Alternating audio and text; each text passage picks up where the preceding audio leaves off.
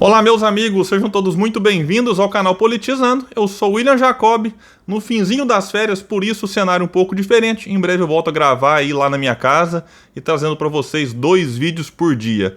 Mas antes de falar sobre o que a gente veio trazer aqui para vocês hoje, eu quero pedir a ajuda daqueles que não se inscreveram. Quem puder, se inscreva, ativa as notificações, se gostar do vídeo, deixa o like, comente aqui embaixo. Um bom dia, boa tarde, boa noite. É também bem-vindo para que a gente chegue a outras pessoas que não conhecem esse nosso trabalho. Meus amigos, eu disse aqui quando analisei o que aconteceu no dia 13 entre Ciro e Dilma, e lá eu avisei que isso repercutiria pelos próximos dias, talvez semanas. E no dia 14, Lula descumpriu uma promessa feita dias antes, quando disse que não responderia o Ciro, e que perguntou se alguém já viu ele criticando, falando mal do Ciro e tal. Agora a gente não viu só ele respondendo, como fazendo um ataque baixíssimo aqui. Vamos ver o que o Lula falou numa entrevista que ele concedeu logo na parte da manhã do dia 14 a uma rádio de Dourados, quando foi indagado então relacionado ao que aconteceu no dia 13. Ele disse: "Eu não vou falar do Ciro." Só que aí ele fala que não vai, mas fala. O que ele fez ontem, no caso quarta-feira, foi tão banal, foi tão grosseiro, que às vezes eu fico pensando como Jesus Cristo na cruz dizia: "Pai, perdoai os ignorantes, eles não sabem o que fazem." Meus amigos, Lula citando Jesus aqui. E aí ele continuou, ele disse no que não ia falar, mas foi pra frente, né? Eu às vezes fico pensando, não sei se o Ciro teve Covid ou não, mas me disseram que quem tem Covid tem problemas de sequelas. Alguns têm problemas no cérebro, de esquecimento, eu não sei. Mas não é possível que um homem que pleiteia a presidência da República possa falar as baixarias que ele falou ontem. Bom, isso aqui talvez seria bom Lula falar de frente ao espelho, né? Para ver as baixarias que ele acabou de falar aqui, que é de uma desumanidade impressionante, que o Matheus Leitão, na Veja, teve que sair lá e falar algo que agora que eu tenho que concordar. Eu tenho profundas críticas com muito do que o Matheus Leitão escreve. Mas neste caso aqui, ele foi muito feliz na sua fala, ao dizer que a fala de Lula é decepcionante. Até porque, recentemente, ele agradeceu a ajuda de Ciro em seu governo e afirmou que o país não veria ele falando mal do pedetista. Além disso, o líder de todas as pesquisas de intenção de voto para 2022 não deveria ter citado a doença que condenou o mundo a dias de isolamento, medo e tristeza. As sequelas citadas por ele agravam o sofrimento de milhões de pessoas todos os dias. Quem já testou positivo, continua ele, para coronavírus sabe como é difícil enfrentar a doença e lidar com os problemas que chegam depois que o vírus vai embora. No mínimo, disse ele, no mínimo faltou sensibilidade a Lula. Mas, para quem acha que não pode piorar a fala do Lula, ainda teve um fechamento muito infeliz, quando disse: "Eu só lamento profundamente que seja assim. Eu só não sei o que ele está querendo. Mas quem planta vento, colhe tempestade." Isso aqui é uma ameaça, Lula? É meio que uma justificativa para eventuais ataques que ainda possam ocorrer contra o Ciro? Porque sobre os ataques do dia 2, o Lula disse que talvez o pessoal não gostou de alguma coisa que o Ciro falou, relativizando e, na minha opinião, legitimando os ataques feitos a Ciro, que não foram só vaias. Arremessaram objetos e no final fizeram uma emboscada que por pouco não termina em tragédia. E o Ciro respondeu, a Folha entrou em contato com o Ciro perguntando o que ele responderia a respeito disso, e a resposta dele foi muito boa e que fez parte de uma matéria do jornal, né, da CNN, né, comandado ali pelo William Vac, e eu vou trazer para vocês aqui o vídeo da resposta do Ciro, que, repito, foi destaque na CNN. Momentos depois, em nota, a tréplica de Ciro Gomes. Ele diz: "Tive Covid em outubro do ano passado. Estou bem e não fiquei com sequelas. Mas, trágico mesmo, seria ter uma sequela moral, como a do notório Lula, que com este comentário infame acaba de agredir milhões de mortos e sobreviventes da Covid." Que invertida, hein, seu Luiz Inácio Lula da Silva? Podia ter dormido sem essa, mas é aquilo. Lula, até 2022, ainda vai falar muita bobagem, como já andou falando em alguns encontros recentes. E vamos ver como é que ele vai se comportar daqui até lá. E o Ciro, eu acredito que acertou até no tom da resposta. Trouxe aqui o notório Lula.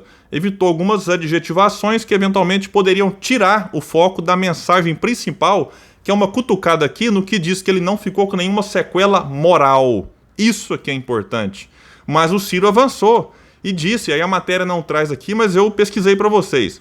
O Ciro continua na mesma nota, a Folha dizendo: agora, sem zoada, gritaria ou fuga pseudo-engraçada, Lula, no caso, pode explicar ao povo brasileiro o acordo com Renan, Eunício, Jucá, Gedel, Eduardo Cunha e Sérgio Cabral para assaltar de novo o Brasil?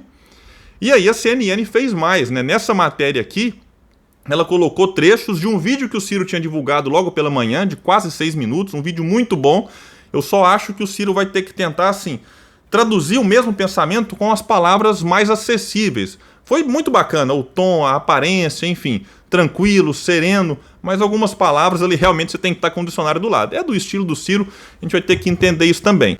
E aí a matéria da CNN utilizou parte desse vídeo, parte do vídeo do Lula também, e no final colocou ali um cientista político fazendo uma análise e também alguns comentaristas no final trazendo umas avaliações que eu considero, é claro, alguns pontos a gente pode discordar aqui, mas foi bacana, foi bom porque o Ciro, como eu disse antes, ele pautou o debate do dia 13 para cá. E um detalhe importante, não é pautar baseado em mentiras, como muita gente disse. Por enquanto, a gente pode colocar na base de convicções que o Ciro tem a respeito do que aconteceu. Ele estava lá, ele vivenciou. Mas quando você está também no negócio, você às vezes tem dificuldade de perceber algumas coisas. E o distanciamento histórico, e o que o Lula tem feito hoje, se reunindo com os mesmos, não em busca de apoio político e tal, porque você pode buscar apoio com diversas figuras da política, mas você tentar ressuscitar figuras que fazem mal para a política brasileira, já fizeram muito mal.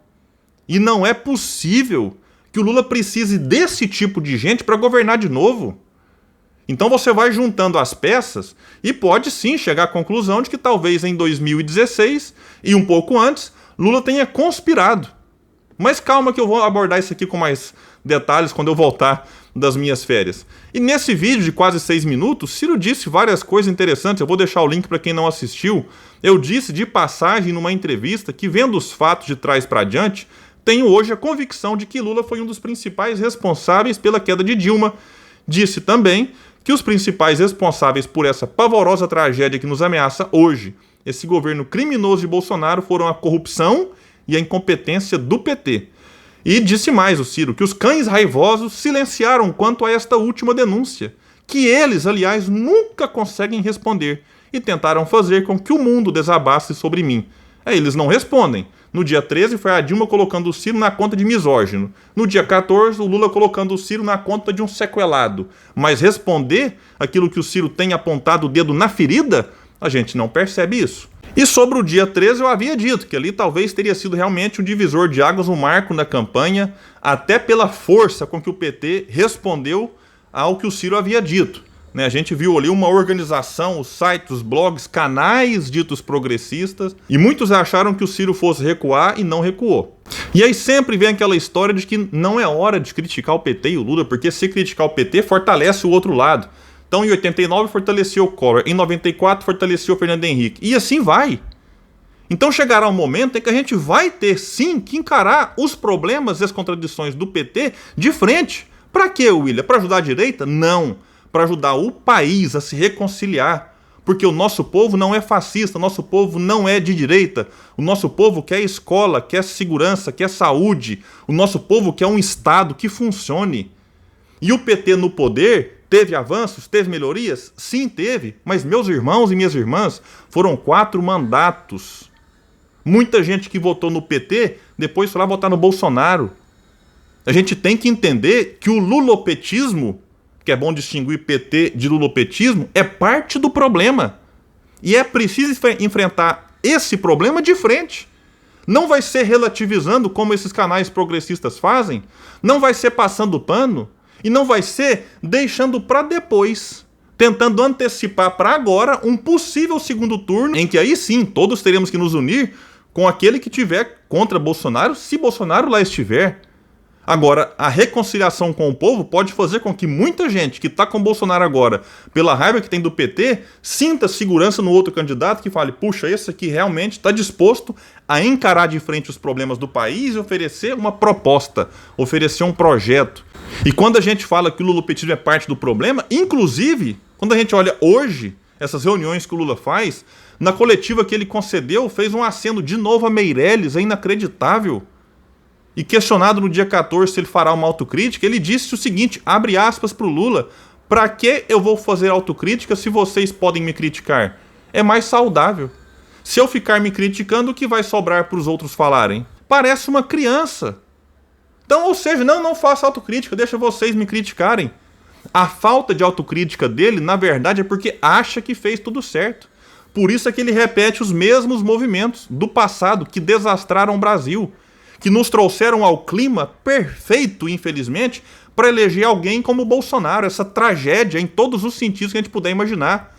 Vou perguntar de novo o que eu disse aqui em outros vídeos. Existiria Bolsonaro, não fosse as contradições e erros do PT no poder? Alguém acha que se o PT tivesse feito a coisa certa, haveria espaço para que o antipetismo crescesse? Parte do antipetismo eu considero que foi injusto. Houve perseguição, houve um monte de coisa, beleza, que eu concordo.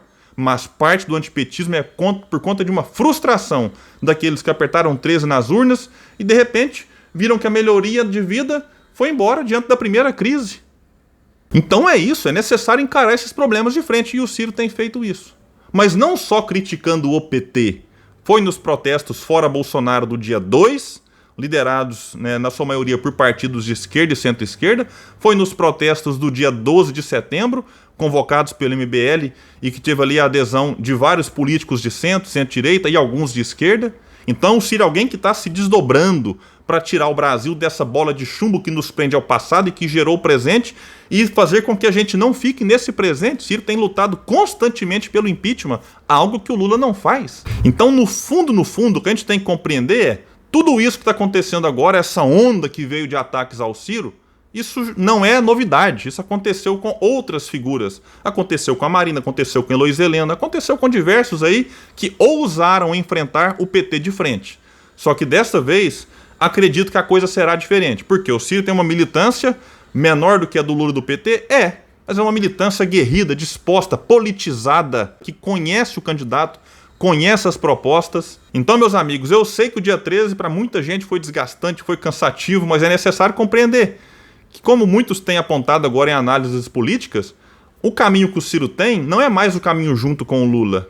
Como percebemos ao longo da história, o Lula e o PT só pensam neles. E alguém pode falar assim, eles estão errados?